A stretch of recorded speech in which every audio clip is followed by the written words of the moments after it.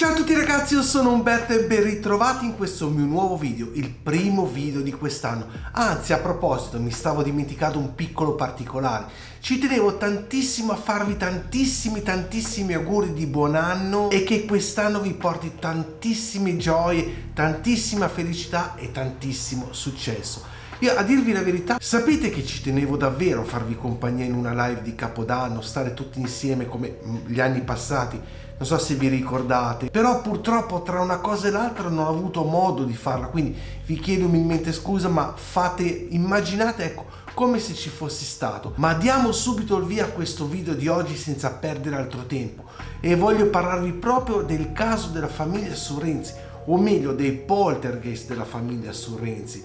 Ma prima di cominciare, come di consuetudine, vi invito sempre, mi raccomando, a iscrivervi a questo canale, a tempestare di like questo video, attivare tutte le campanelline e di condividerlo su tutti i vostri social. Ma la cosa più importante, raga, è commentate, mi raccomando. Ma partiamo come sempre agli inizi di questa storia, perché la famiglia Surrenzi viveva in una piccola cittadina della Georgia chiamata Screven County, un luogo rurale isolato tipico degli Stati Uniti dell'epoca.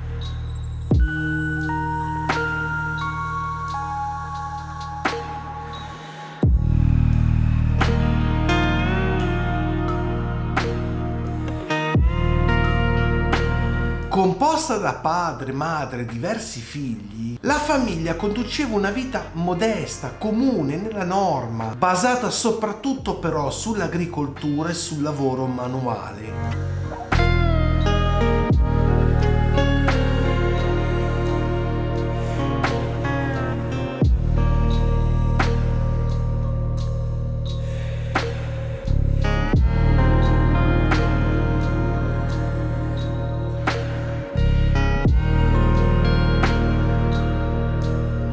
Gli eventi straordinari, chiamiamoli così, iniziarono nel 1872, quando la famiglia si trasferì in una casa di legno vicino ad una ferrovia. Quella casa, che in realtà avrebbe dovuto rappresentare un nuovo inizio per la famiglia Surrenzi, divenne prestissimo teatro di fenomeni inspiegabili.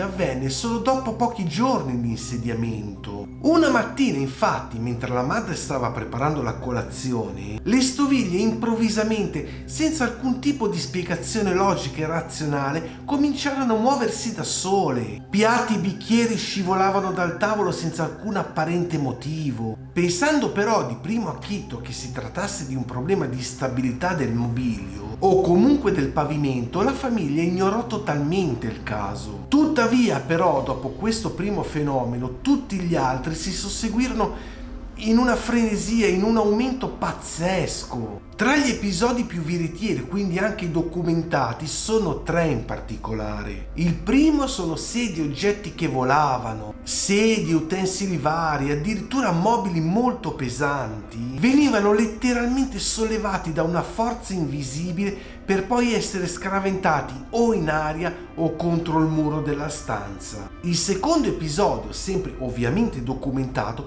sono suoni inspiegabili, colpi molto soffocati, pesanti camminate, risate davvero inquietanti e una catena che sembrava essere trascinata. Pensate che tutti questi suoni erano udibili sia di giorno che durante la notte. Infine, raga, il terzo episodio, che secondo me è davvero quello più inquietante, erano quasi delle secchiate d'acqua che cadevano dal soffitto senza che ci fosse alcuna perdita visibile o alcun tipo di fonte d'acqua nelle vicinanze. Praticamente, ragazzi, quest'acqua cadeva dal soffitto, ma tantissima, quasi come, insomma, se una persona prendesse un secchio pieno d'acqua e la versasse, però il soffitto purtroppo era asciutto, era veramente asciutto, raga, a tutti gli effetti. Con il passare del tempo, però, tutti questi eventi sovrannaturali si fecero sempre più frequenti, sempre e soprattutto più aggressivi. La figlia maggiore, una ragazza di soli 16 anni, iniziò a essere presa di mira, se si può dire così, da determinati fenomeni spiegabili. Ad esempio, i suoi capelli venivano tirati con forza da mani invisibili. E pensate che anche lei stessa fu trascinata per la casa o addirittura lanciata contro i muri sempre da questa stessa forza invisibile. Gli animali della famiglia Surrenzi, perché infatti avevano anche animali questa famiglia, erano terrorizzati da tutto questo. Rifiutarono addirittura spesso e volentieri di entrare in quell'abitazione e spesso abbaiavano e fuggivano senza alcun tipo di motivo apparente. Anche i vicini di casa e ospiti occasionali riferivano di essere stati proprio testimoni in prima persona, insomma, di tutti questi eventi allucinanti, come ad esempio porte che si aprivano e si chiudevano da sole con molta violenza, lampade che si accendevano e si spegnevano da sole e voci davvero misteriose e terrificanti.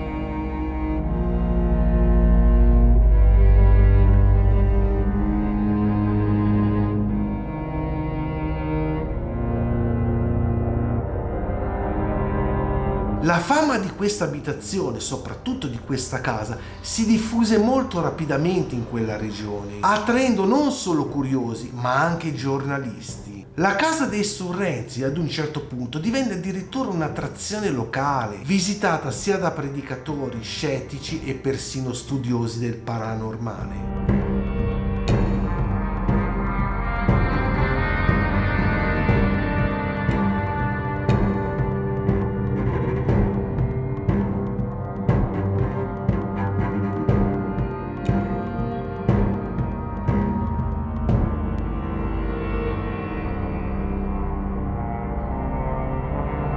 Un giornalista del Savannah Morning News, inviato appositamente sul posto proprio per documentare gli eventi, descrisse un episodio davvero molto significativo. E questo episodio, raga, è quello che sto proprio per dirvi in questo momento. Mentre era seduta al tavolo normalissimo della sala da pranzo, una tazza di tè piena fino all'orlo si sollevò da sola dal tavolo, volò contro il soffitto e si schiantò con una terrificante forza proprio davanti a lui. Alcuni scienziati e ricercatori tentarono di spiegare questo fenomeno con motivazioni razionali, come ad esempio il movimento sotterraneo della ferrovia che avrebbe potuto causare vibrazioni, ma ovviamente se anche fosse stato, sarebbero state vibrazioni minime, non di certo da lanciare un bicchiere in aria contro il muro. Infatti, proprio per questi motivi, nessuna di queste teorie trovò spazio aperto, ma soprattutto e ovviamente nessuna di queste fu convincente.